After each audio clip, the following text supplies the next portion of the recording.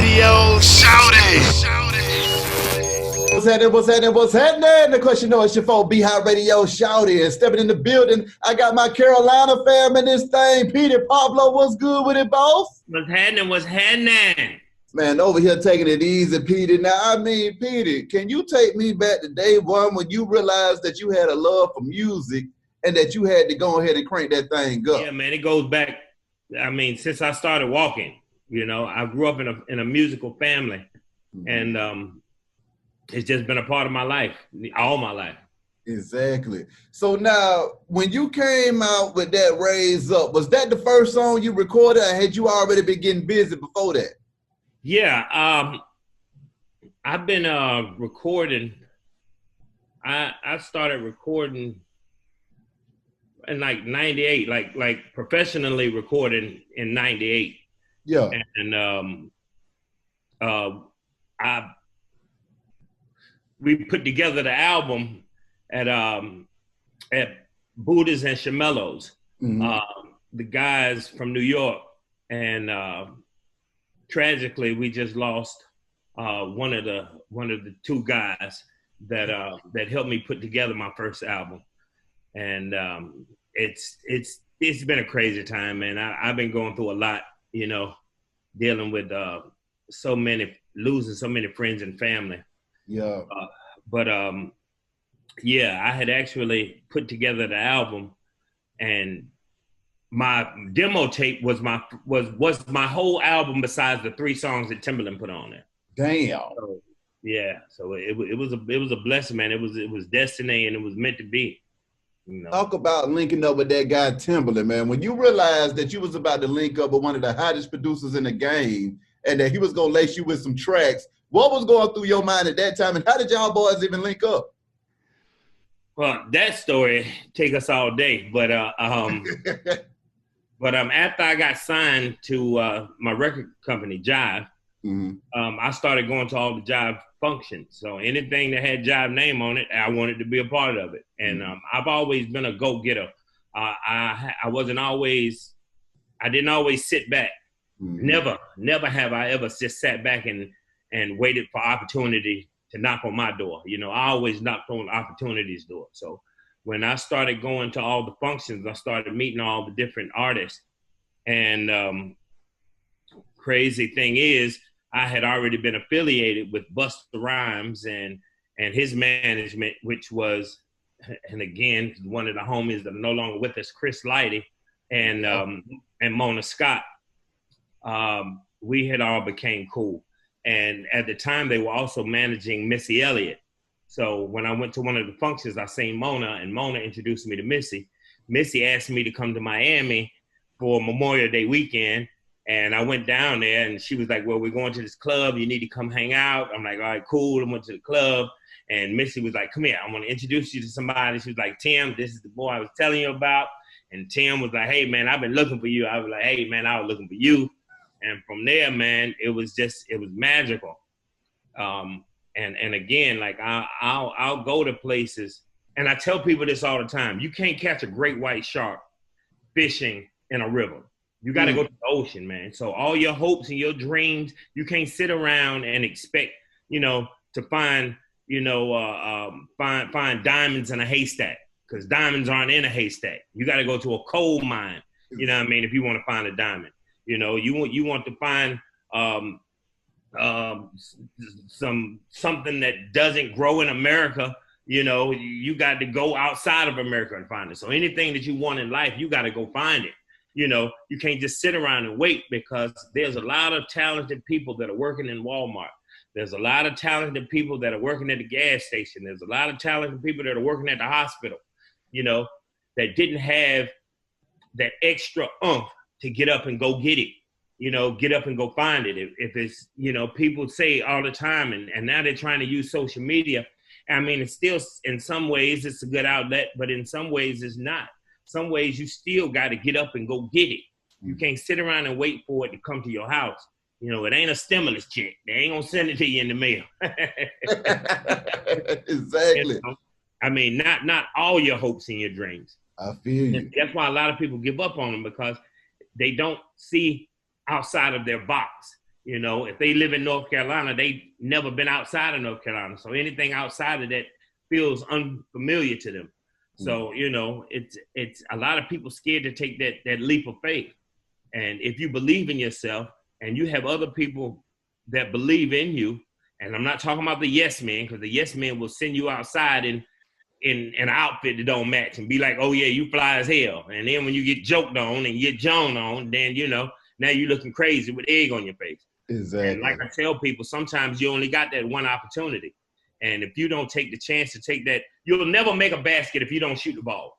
You know what I mean? And that is a simple way to put it. If you want to make a basket, you have to shoot that ball. No matter how many times that ball hits your hand, if you wanted to go in that goal, you're going to have to keep shooting it. And it ain't going to go in every time. It ain't going to go in every other time. You know, again, what I did was a 1 in a million shot. People call that a 1 in a million shot. Had not stood there and shot a million times, you know, I would have never hit it. Thanks. So, and I'm telling you, it's even the garbage can get a steak every now and then. You know what I mean? So, hey, man, you ain't got to be the best in the world, man. But, you know, if you apply yourself and you believe in yourself, then somebody else will believe in you. So people just got to get up and take that chance, man. And those are facts. What was those initial studio sessions like being in there with Timbaland and them? Well, my first, again, I'm a rare breed. I'm a different kind. So when I first got in there, I knew that I didn't know what this world what that entertainer world, what it consists of. Mm-hmm. So a lot of people want to start talking as soon as they get there and want to be the big shot. No, shut your mouth, open your eyes, and open your ears. And so what I did for almost the first year I was with them, I just sat back and I just watched and I just observed and I just looked.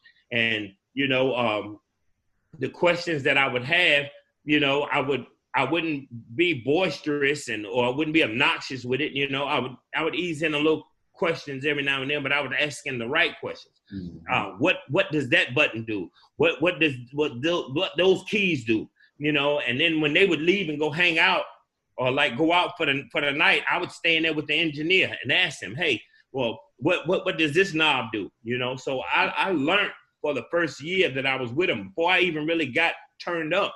You know, I just sat back and absorbed everything that I was a part of because I knew this was a new life for me. And it's very easy for you to get in something and to wreck your car if you don't know how to drive. Thanks. So, you know, so I sat back and I learned and I kept my mouth closed and I kept my eyes and my ears open. And I learned for the first year that I was with him. And so that's what made me so musically inclined when it came to professionally recording. Because now I don't need nobody in the studio. I can go in the studio, I can produce, I can engineer, I can arrange, I can write, you know, I can do it all. So, you know, that come from actually learning what I call the craft. Mm-hmm. So, and that's another thing that people don't do. Like the worst thing in the world is for somebody to say to me, okay, well, I'm gonna hit you back when I can get some studio time. Like, how are you an artist and you ain't got no studio time? Yep. You know, or you don't have a studio of your own. You know, especially when they made them back in the days, it started out with an inbox. Mm-hmm. Wait a minute. Unless somebody took it upstairs. But yeah, they probably took my little inbox upstairs. But I mean, I got them all over the house. Yeah. I got them all over the house. But it started with an inbox. Mm-hmm. And that's just like a basketball player not having a basketball goal at his damn house. Like, how the hell you call yourself a basketball player? You ain't got no basketball, you know? And how can you call yourself an artist if you don't want to take the time to learn everything about your craft? You can't just want to do one thing and not know, because that's how people get messed up in the game, because you don't know. You don't have the knowledge of what you're doing or what it takes to do what you do. And that's one of the big falling outs that me and my label had. Because they wanted to charge me all this money for my second album.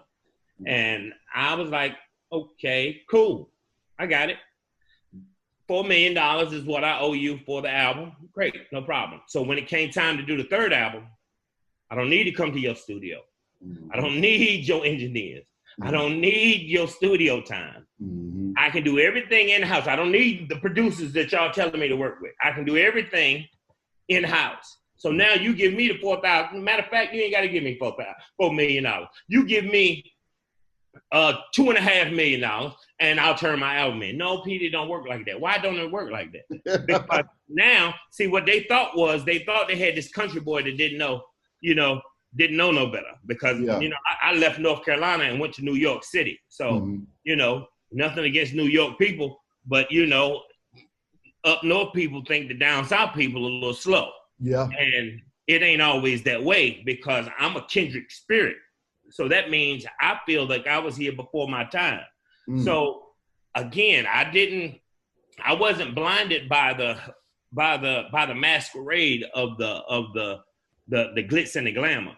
I wanted to educate myself and make sure that I wasn't one of those stories that you see on Behind the Music where they done stole all my money. So now I'm sitting here and I ain't got no coins, and I ain't got no, cause I done got beat out of all my bread, so I wanted to make sure I wasn't one of those stories.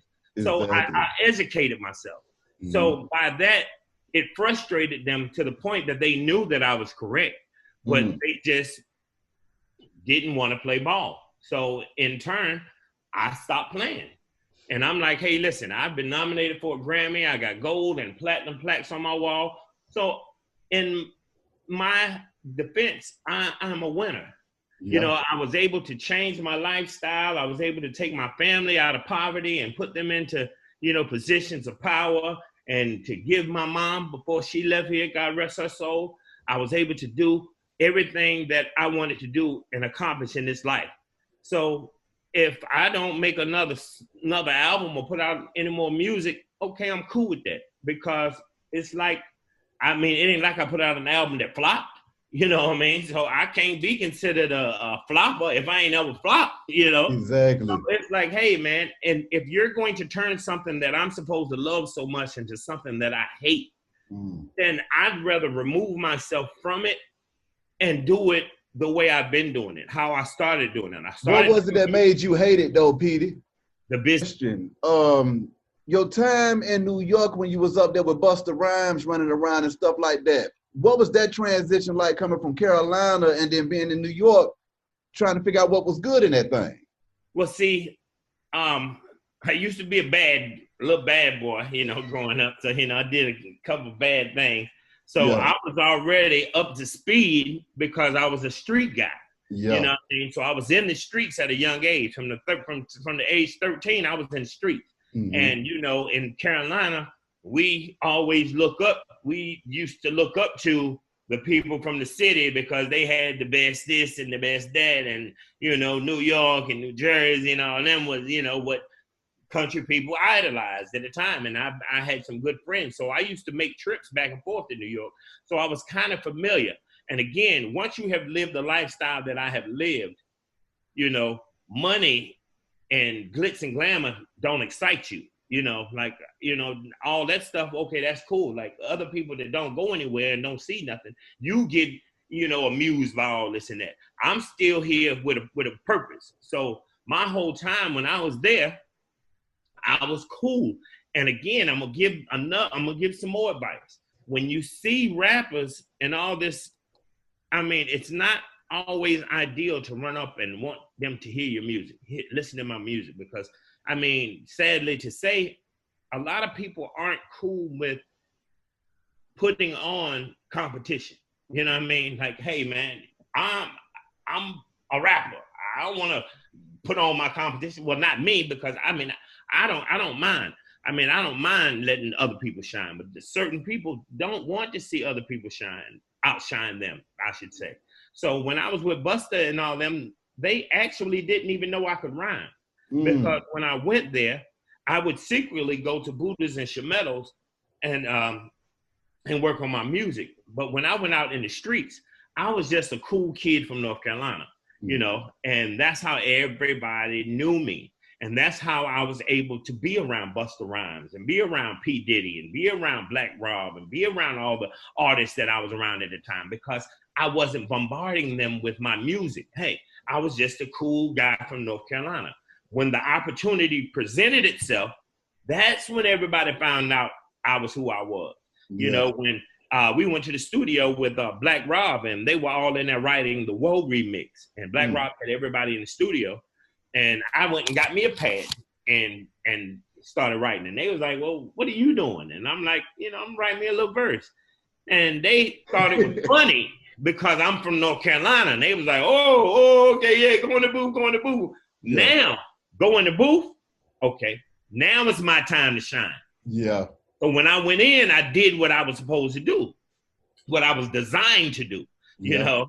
And they were all looking at me like, bro, like, where did this come from? Like, I'm like, it came from me. They was like, bro, you can rap. I was like, yeah, I knew that. They was like, well, why didn't you ain't never said nothing? Because what have you done to everybody else that has said something?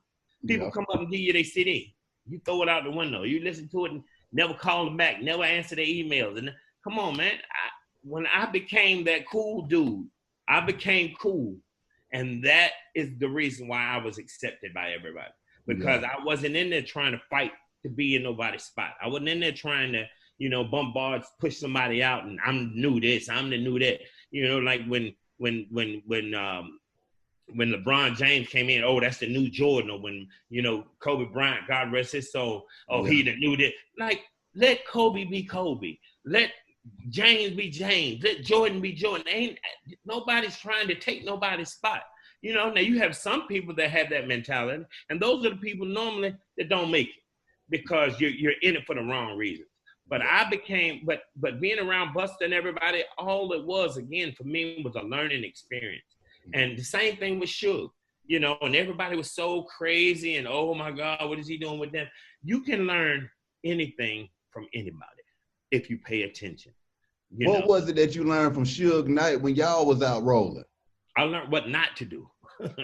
You know what I'm saying? And that's a big thing. Like I'm that is as important as learning what to do, learning what not to do. That is, I mean, I say it in kind of a joking manner, but I mean, that's real. Like, you know, again, with me and Suge, like I told him from day one, I'm like, brother, like everybody, like you know the story that people say about you, you know, and I'm like, I'm not gonna sit here and play no games with you like I'm naive and I don't know. And I'm like, I'm not, you know, messing with you, you know, to gain or notoriety or this and this and that. And if he was here, he would tell you the same thing. A lot of things that he was involved in, I wouldn't even go. And I would tell him, or if I was somewhere and because he gave me a car when I went there, he gave me a 600 when I got there. But hey, I already know your story. Mm-hmm. So I set 3 of my cars out there. So, you know, we're not going to go through this. So, you know, anytime I would go somewhere and they was a part of something that wasn't right, I would look at them and tell them, hey, bro, I'm not with this. I'm not here for that. You know, we here to get money. We here to do music. We ain't here for no dumbness and no foolishness. I'm like, we too big for that. We're trying to be the big guys in the game. We're not trying to be same street running dudes that we used to be. We left that lifestyle a long time ago. And he would tell you that he'd be like, you know what, little bro, you right. You know, a lot of times he'd be like, look, little bro. But, you know, sometimes he had the right crowd with him and he would go with the feeling of the crowd. So, and I would murk out. Hey, I'm out. You know what I mean? And because I've always been a man. You know, I've never been one that wanted a handout. I've never been one that wanted to live in anybody's shadow. You know, I've always stood up on my own too. Even when I'm outnumbered, I'm still standing up on my own too. And that's why I get the respect that I get in the industry from everybody.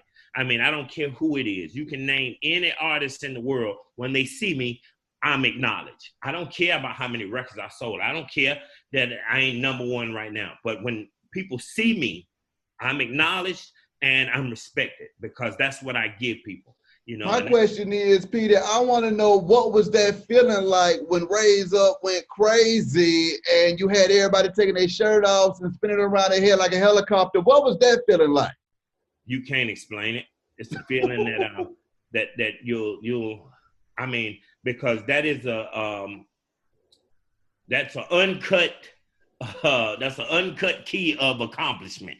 You know what I mean? An uncut key of accomplishment. So you know what an uncut key is. And yeah, it's like something you have never experienced before in your life. To feel like you have accomplished a goal in life. It's unexplainable. Like, it's a feeling that, and that's the feeling that I guess people continuously, just like the high of getting high, that's the feeling that's the thing that makes us keep searching for it. We're searching for that one high, but you'll never get that high like you get the first time. That first high is the ultimate high, and you'll never, I don't care how hard you chase it, but you'll never get that high again, because once you have accomplished the goal of becoming a number one artist, or even selling a gold or a platinum record, once you have reached that height, it's like you have done it all. Knowing that you have changed your life, not only your life, the lives of people around you, knowing that you have done something so magnificent that you are acknowledged all over the world for, that is a feeling that you can't even put into words, but it's the feeling that people they fiend for that. Once they get that, but what they don't realize, like Michael Jackson was already who he was. I don't care what song he put out, he'll never get that feeling that he got from that very first song that hit that radio station when him and his brothers were still sleeping in the same room together. You'll never get that, even though you can be as big as you want to, but that feeling will never feel the same, because from that day forth, the label and everybody else will make it appear to be a job for you. So now you're dedicated to waking up to do this. And what you did initially was all organic, and it was all from the heart and all from the spirit and all from, your gut and your stomach. And, so everything else was an invention. Everything after your first creation, because there's a difference between a creation and an invention. So your first creation transforms into an invention. So now you're trying to make a hit record. So now you're trying to put on a great show. But when you first did it, it was completely from the heart and from the soul. So you'll never get that feeling back unless you tap back in to what you did it for in the first place. And that's like the point that I'm at now. Like, it looks like I have fallen from grace, but actually I fell into the arms of comfort. I felt back into that hunger, that drive that made me want to do this in the first place. Answer me this though, Peter, because I get this from a lot of different artists as well. A lot of folks get to a point in their career where they just want to walk away from it all. Was there ever a point in your career where you were like, you know what, this is a job and I just want to walk away from it, go back to living my regular life and enjoy myself? Yeah, I'm at that point right now. Like right now, I'm doing woodworking and I'm clearing land, and I'm buying property, and and I'm out cutting trees down, and it's and I got a show to do this weekend, and it's just like I'm not even excited about going because of the simple fact with me living. A lot of artists live and die being an artist. Michael Jackson again. You live and die being an artist, and because the public won't let you be a human being. The public don't give a damn about you having a bad day. The public don't give a damn about, your best friend just got killed. When they see an artist, they want that artist to be that artist. And you want to be so bad, you want to be normal for a day. Sure, we appreciate the love. We appreciate hey man, your songs changed my life. We appreciate that. But sometimes we just want to be regular, and it's really hard now because everything is under a microscope. So yeah, a lot of times, but when the music is in you, you can never walk away from it. Like, now again, these artists that the labels create and make, take people that can't sing and make them sing, or take people that can't write and make writers write more. Sure, the artists that, it's easy for them, because they wasn't that in the first place. Yeah. But a true artist, we can never walk away from it. It will always be in us. Even if we share what we've learned with another person, we're still being an artist because we're sharing the gift, and even in interviews and stuff like that, even with me sharing my side of the story, I'm still being an artist right now. So you can never walk away from it once you are who you are. And but yeah, do you want to? Hell yeah. Because again, I mean, it's just like somebody working at Walmart, man. I'm sick of these damn people in here, man. I'm through with this, man. You know what I mean? I just want to go home, man. You know. Yeah. So but yeah, it's like that. And like I said, especially when you get into them situations where you're being forced to do something you don't want to do. Another question. Who is your favorite producer to work with, Lil Jon or Timbaland? Oh my God. You can't, I don't think you can answer that question. Because everybody is magnificent and outstanding in their own rights. Now, there's some things that Lil Jon did that Timbaland didn't do. You know, and there's some things that Timbaland does that Lil Jon don't do. So everybody got that. So that's just the same way when people ask me, what's my favorite place to go to? You can't say that because every place got its own section of stuff that makes it incredible to be in. You know, so every producer I've ever worked with, from Dre to Swiss to Tim to Rottweiler to Diddy to, I mean, everybody that I have worked with, Buddha, Shamello, everyone that I have worked with, man, everybody has their own special something. And that's why I'm so, you know, I don't know if a lot of people has ever really taken the time to get to know the in-depth of Petey Pablo. But I mean, I'm so musically rounded that I can do all aspects of music. It's because I'm not just, I don't have tunnel vision. My vision is 360 degrees. So, and whatever I'm close to, I gravitate to it. So if you see me, you know, and Kid Rock together, we're going to have an incredible song. You see me and Tamala Mann together, we're going to have an amazing song. You see me and John P. Key together, we're going to have an amazing record. You know, you see me and Cyndi Lauper, we going to have, you know what I mean? It don't matter who I'm with or where I am. You know, I am so musically inclined that we're going to put together something great because I've been blessed with the gift of not having to try to do it. I do music from my heart and my soul, and it resonates.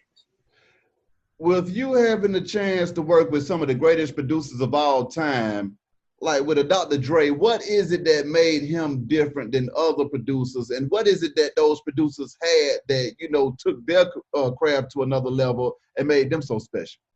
The intensity of everyone and the look in their eyes or the movement of their head or the movement of their hands or the way that they played a certain key. I mean, it's true individuality.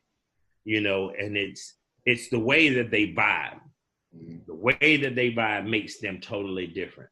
And it's incredible. I mean, like, you know, like some producers like alcohol, some producers like a lot of women, some producers just like people to come in and have a good time. You know, some producers like to be completely alone, but if you're ever blessed to sit in a room with one when they are in their full creative mode, and again, you have to be a special kind of person to see this because a lot of people just see the individual and they don't see the soul or they don't see the spirit. Now, once you can see through those eyes of that goes deeper than the surface, and you see the element, it's damn near like the Matrix. When you can look at a producer and you can see his whole structure or her whole structure, you know, and nothing else is in the room besides that producer and that board and that engineer. And I mean, but you have to be willing to accept it. It's just like accepting the Lord and Savior as your personal Savior, Jesus Christ. If you're willing to accept what music has to truly offer you, then the blindness will come off your eyes and you will be able to see music in its truest form. And what people don't understand about me is what I've learned and what I've gained is, like, you can give me any track and I don't give a damn if it ain't but 2 keys played on it. And I could do something special with that song. You'd be like, I don't even know how you heard that. It's because I figured out music. And again, my beliefs are mine, and I ain't trying to force my mind on nobody, but music is like an instrumental crossword puzzle. The words are already in the song. Once the song is made, it has its own, that's just like if Kenny G played Let's Get It On by Marvin Gaye. You can damn near hear when he playing every note, you can damn near hear the words to the whole song. Yeah. That's what music is. And once you figure that out, you don't have to get a pen and a piece of paper and sit down and try to make these words, because the words are already in there. You just got to pull the words out, like a instrumental crossword puzzle. So yeah, like, so all these producers that I work with, they all have their own individual something that just makes them incredible. And once you see it, and once you realize it, and once you're around these people, I mean, again, it's something that's hard to explain, because they're so much the same, but then they're so different. People think just tapping on a keyboard or, or just tweaking this or tweaking. No, man, it goes deeper than that. Like, I've seen these people outside. See, the music ain't even really made in the studio.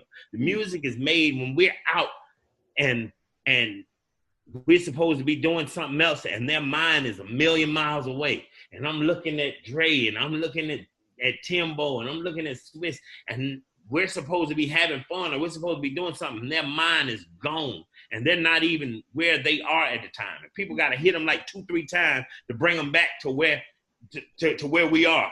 And it's like, hey man, we need to get to the studio. When I hear that, I already know it was given to them in a vision. Yeah. And when them guys get in there, I mean, it is something special to see, bro. It's something special. During the time that you were locked up to when you had your massive success, how did you go from being locked up to on top of the world? And what was that feeling like, being able to do a full 360 in your life?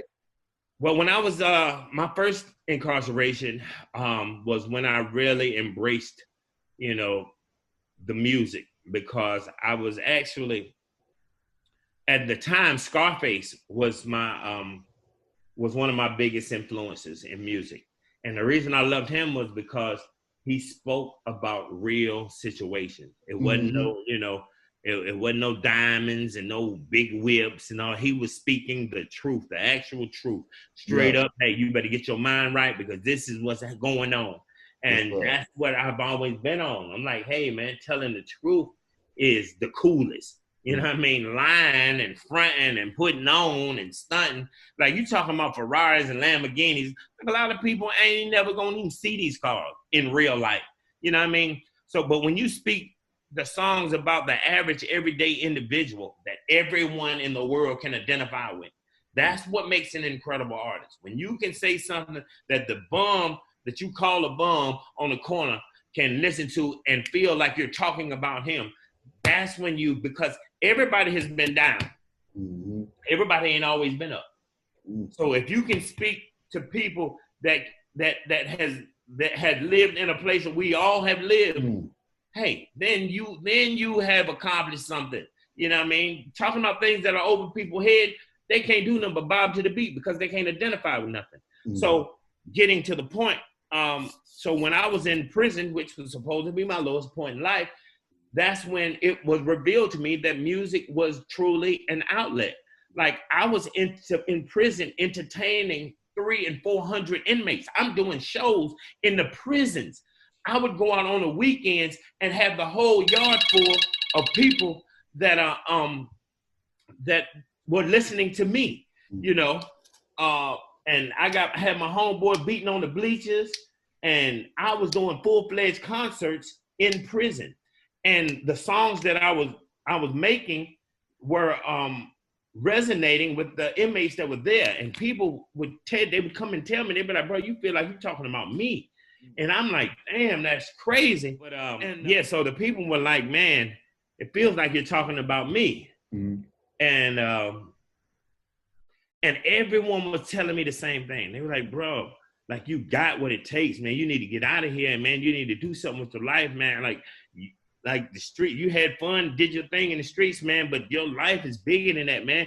Everybody, you're talking about killers, you're talking about robbers, you're talking about drug dealers, you're talking about mental patients, you're talking about sergeants, you're talking about, the officers, everybody, white people, black people, Mexican people, all people, you know what I mean? The gay people, the straight people, you got everybody telling me the same thing. So everybody can't be lying. So, and I said to myself, hey man, if I did the wrong thing and I was successful at doing the wrong thing, what if I put all of this energy into doing the right thing? If you write with a red ink pen, you can't get nothing but red out of it. If you write with a green ink pen, red ink can't come out of this green ink pen. So if I do everything positive, whatever my life turns out to be, where regardless if I make $5 million or if I make $5,000, I have done the right thing. I have lived the right way. I can go to sleep at night comfortable knowing that I have put forth an effort. I can be proud of myself. Being proud of myself is a whole lot more than money. To be proud of yourself. When you are in the streets and you're doing things, there's nothing to be. That's why most drug dealers either lose it all or, don't give a damn about it in the first place, because it's nothing that gives you an incentive to keep doing it besides an obsession with money. You don't get any self-satisfaction. That's why you see people blow money like they crazy and buy stupid stuff, because we don't have any value for it, because we didn't actually work for it. We stood out there and we sold a little this and sold a little that and flipped a little this. And it was easy, but when you have to put your heart and your soul into something, it makes it valuable. When you are proud of yourself, that's what puts the value on my money. My money now, I'm proud that I have made it, and that's what makes the difference. So when I came home, I said, you know what? I'm not going to do anything negative. I'm not going to affiliate myself with no negativity, and I'm going to put forth my effort into doing the right thing and doing it the right way. So 1 year out of being locked up for 6 years, I was a millionaire. And that was the craziest thing in the world. Like, I sat on the corner. The day we signed the deal, me and my partner Fab, I remember we had like $7 and like almost $8, and we bought us 240s of Old English 800, 2 egg rolls from a little Chinese spot, and it was raining, and we sat outside and we cried like motherfuckers, like babies, bro. I done it. Like, it was hard at times. Again, I wanted to quit. I was already 20-something years old, and I'm sleeping on somebody's couch. I'm staying in New York. I'm the only thing, because I've never been a slouch, so the only thing that I know that I can do for the people that I'm staying with is make sure that they house clean and make sure that they dishes washed, and make sure if they needed something from the store, I would run to the store for them. But I was that dude before I went to prison. I was that, my money was straight. I was the big dog before I went. And so here I am now washing people's dishes and, sweeping their house up. And it was hard for a dude that was on a certain level in life, as a street guy, to have to humble himself to just survive. You know what I mean? Because I refused. Sure, I had people in New York that wanted to hand me something. Hey, man, come on, man. We know who you are. Hey, man, we know your brother. We know that. Hey, man, we remember you from back. Hey, man, here, take this and get yourself. I'm not doing that. Because if I do something wrong, then all of this would have been for nothing. You know what I mean? I came home from doing 6 years and left everything and everyone that I knew and I loved to go to a place in pursuit of my dream. I was determined to make this dream happen. And I can't get up here and do something stupid and mess around and get myself caught up in something. I'm already in New York. Anything can happen in New York. You know what I mean? A lot of people went up there and they never come back. So, them streets will eat you up. And I knew that. And, I felt that I had a purpose. And so I stayed doing it, man. And I'm telling you, man, we sat on that corner. We cried like babies, bro. We cried like babies, man, because that was a grave accomplishment. What was the first thing you did with the money when you touched it? And listen, man, damn. I swore, being this country dude that I am, I'm gonna get me a Honda Accord. I'm gonna put me some little rims on it, and give me a little small apartment. I ain't gonna do nothing. I ain't buy me a little bit of chain. And man, I spent $120,000 before the check cleared. Ooh! I went to Glencoe Range Rover, and the people from being with Buster, them people knew who I was, and I told them I had just got signed. Them people gave me a 4.6 Range Rover. I went to Jacob. Jacob gave me the crazy change. And I was, hey, man, my check, I let him talk to the accountant and everything. I was like, hey, man, so again, but let me give you some more game on this. Sure, we were talking about it, but I'm going to give you some real game. There's 3 sets of money that you're going to get in your life. The first set of money, you're going to mess it all up. You're going to mess it. I don't care what you say and the first set of real money you get, you're going to mess it up. The second set of money you get, you're going to mess all that up too. But you're going to mess that up because you're going to be trying to fix what you messed up the first time. Now, that third set of money, it's going to take a minute for you to get it. It's going to take some sleepless nights. It's going to take some pain. It's going to take some friends walking out on you. It's going to take some people turning their backs on you. That third set of money going to take a minute. It's going to take a good little minute for you to get it. But when you get it, everything that you have been through in that first and that second chapter of your life, they'll never be able to take it away from you. That's right. I don't give a damn if you start a damn orange stand on the corner, you know what I mean, with your little money, and you just keep flipping the 50s, you know what I mean? They'll never be able to take it away from you. But don't be afraid. I'm telling you, because I mean, it's like that. I mean, you set a person free, and it's just something about it. Like, I mean, you can be as disciplined as you want to be, but it's something about that money, man. When you get that money, man, it doesn't change you. It changes the people around you. And that in turn makes it appears like you have changed. Yeah. But when you got people that will come and bend down and tie your shoestrings every single day, you know, then you kind of start to feel like if somebody tell you ugly every day, you know, you're going to start questioning yourself. You know what I mean? Yeah. If somebody be like, oh, baby, you the finest thing in the world, hey, your confidence level boosts up. So people start acting different around you because you got this money and you were the man, hey, it kind of adapts itself to you. You know, it kind of stick to you. So, I mean, I can't really, I'm not blaming anybody for losing it when they first get it. You can't, because, I mean, it is very, very hard, man. That, and I still say, man, I feel like that is what people say, that is not, money isn't the root to all evil. But I beg to differ, and I ask people, what do people get killed about? What do people get robbed for? What do people break in people's house for? You know, what do people turn on their best friends and in white collar situations? What do they, about what? That money. About that money. You know, tell me, why is it such a frenzy on the internet now about what Joe Biden done for the people, for the stimulus check? It's about money. So money has to be the root to all evil. You know what I mean? And I don't think the tree of life was no fruit nowhere. I think it was them dollar bills. You know what I mean? Eve got to cover them, Adam got to cover them dollars, and he made it rain on Eve. You know what I mean? And then she realized she could bust it, you know? You know what I mean? And God told him, don't mess with that money tree, man. Y'all don't have nothing. You don't want to. Then she wanted to go buy her some Fashion Nova leaves. Yeah. You know what I mean?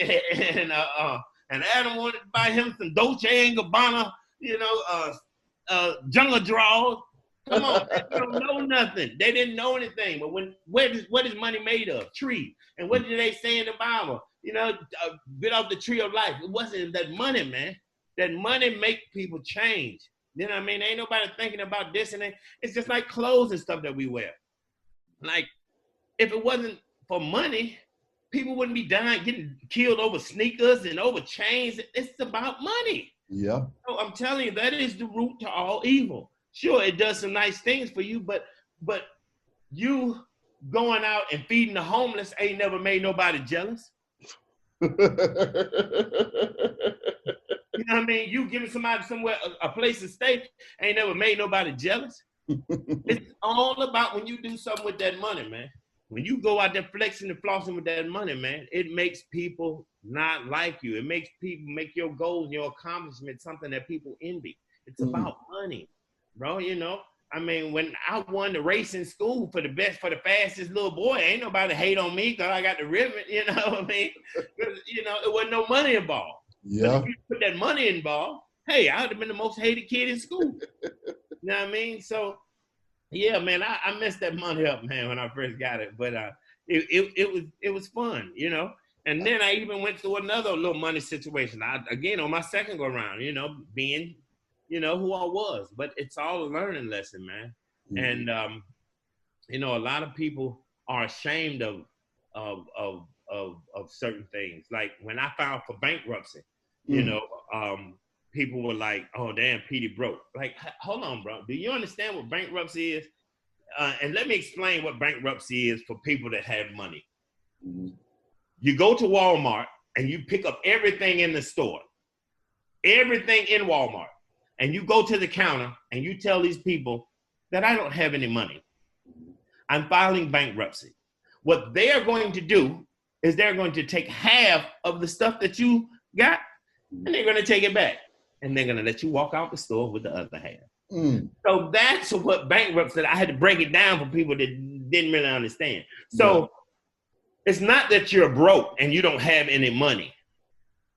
It's that you have made outstanding bills that you do not want to cover and you do not wish to cover. Yeah. So, you know, people have $6 million, $20 million in debt. When you hear about Wesley Snipes and all these guys are $20 million in debt, right? So they cut that in half. Mm-hmm. So the $20 million they say he owed, they cut it in half, get him 10, and then you keep the other 10. Mm-hmm. But we still have to live. So when people say, "Oh, Petey broke this and that," okay, who am I broke to? Am I broke for your standards, or am I broke for Oprah Winfrey standards? Yeah, Oprah Winfrey and Tyler Perry, yeah, I'm broke as hell. Yeah, compared to them. Yeah, but to your 9-to-5 working ass, I'm not broke. Don't play with me, you know what I mean? Like, cut it out. Yeah, sure, I don't have the money I used to have, but I am far from being homeless. That's what you don't understand. My lights is still on. Let me think. I think my lights is on. Yes, sir.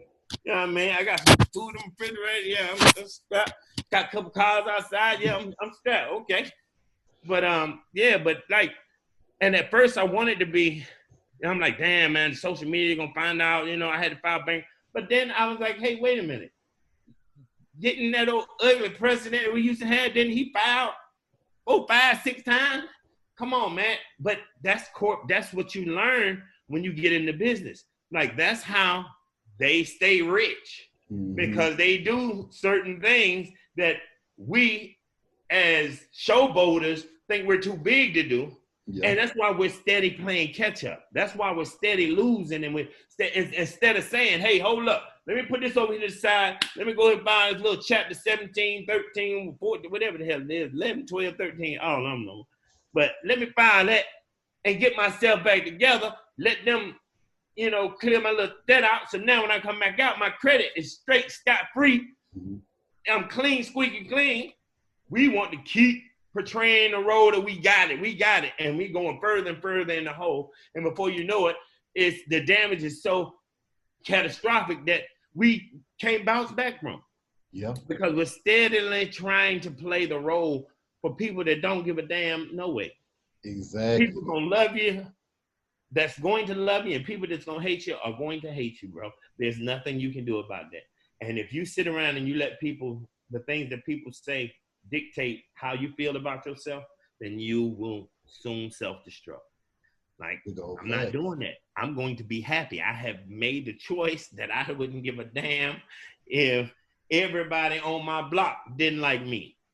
I'm going to drive with my head up and my chest poked out and my pocket full of them scrolls, and I'm going to keep doing me. I don't give a damn if I got more money than Jay-Z. I don't give a damn if I can go shopping at Dolce & Gabbana and get Khaled new outfit. I don't give a damn about all that. You know what I mean? What I give a damn about is being happy, because that is what heaven and hell is to me. When you leave this world and you got stuff on your mind that you are stressed out about and you can't, you know, you ain't accomplished, you ain't this and you ain't that. When that power shut off in your body and you're stuck in that state of mind, that's hell.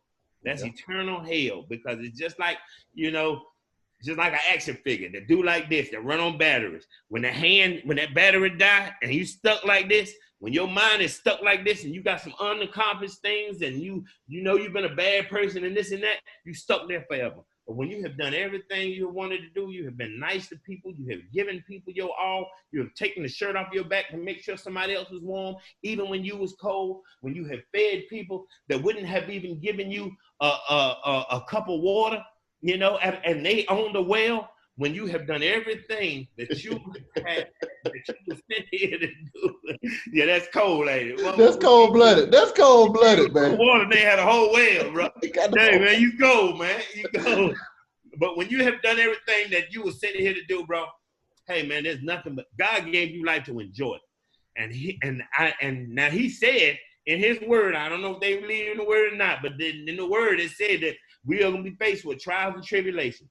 So do you think I'm finna add more trials and tribulations to what God already told me I'm supposed to have? No, sir. So anything that happens in life is I'm cool with. Everything that is wrong in life, I use it as a detour.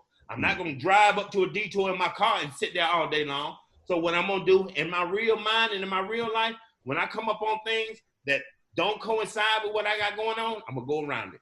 And I'm going to keep it moving. You know what I mean? And if I can look at it and see exactly what it is, I'll learn a lesson from it. So that turns all my losses into lessons. Exactly. Now, lastly, before we get up out of here, Petey, what advice do you got for the next guy that's coming out of Carolina, that's thinking about getting into this music industry? What is it that they need to wrap their mind around, and what do they need to know going forward before they even get started? Follow your heart. Listen to the beat of your heart. Don't worry about what nobody else say. Don't worry about what nobody else is doing. Simple as this. If I take your hand and put your hand over a flame, I'm not going to have to pull your hand back because you are going to feel that that flame is hot. If you walk outside in your body and you butt ball naked and it's wintertime, I'm not going to have to tell you, hey, man, put a coat on, because your body is going to tell you. It is a feeling. You feel things for a reason. That is your internal, safety device. It tells you when you're doing something, you ain't got no business. That's why you look both ways. That's why you look behind you. When you're doing something, you ain't got no business, because it's a feeling. Even if ain't nobody watching you, if you get ready to do something, you ain't got no business, you stay and watch it, because in your mind and in your heart, you're doing something. So same thing with this life that you're trying to live now. If you're trying to live a musical life, you want to live a life that you want to be an artist, you want to be a producer, you want to be a writer, you want to be a singer, dancer, whatever it is you want to do. If it feels good, 9 times out of 10, it is good. Awesome. If you have to question, if you have to ask somebody else, how you hell you going to ask somebody else and they ain't you? Yeah. You can't ask nobody else what your life is supposed to be like. You can't look towards nobody else, because again, they can only tell you what they think, and what they think, what they eat don't make you fat. So what they think hot is going to make you work. Exactly. You know what I mean? If what somebody eat don't make, I'm going to say that again for the people in the back. If what they eat don't make you fat, then how is what they think going to make a difference in your life? Come on now. Tell the truth and shame the devil. Man, listen, man, I love y'all like my mama gave birth to you, man, and I appreciate you, brother, for this interview, man. No problem. And maybe, just maybe, 1 or 2 things I've said will make you understand who I am just a little bit more, man. I can definitely dig it. Well, Petey, appreciate your time, boss. Wish you nothing but the best and much success. Be Out Radio, shout it. Holler at y'all in a minute, man. We go. Come on.